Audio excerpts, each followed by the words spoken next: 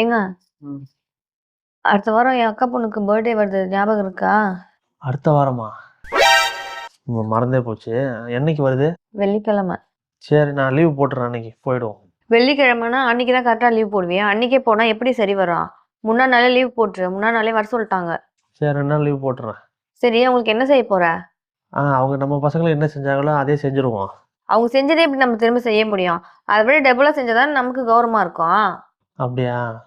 சரி செஞ்சுருவோம். அப்படியே அந்த குழந்தைக்கு ஒரு 4 செட்டு ட்ரெஸ்ஸு கூட எடுத்து குடுத்துருவோம். ம். சரிங்க. சரி அவங்க என்ன செஞ்சாங்க? அவங்களா 1/2 பவுன்ல கோல்டு காயின் எடுத்து வச்சாங்க. அப்ப நம்ம 1 பவுனா செஞ்சுருவோமா?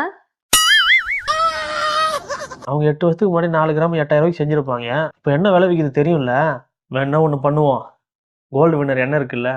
அது ஒரு 8 டின்னு வாங்கி குடுத்துருவோம். அதுவே அவங்க செஞ்ச காஸ்ட்ட விட டபுளா தான் வரும். சாப்பாடு செய்றதுக்கு அவங்க யூஸ் பண்ணிக்கிட்டும்.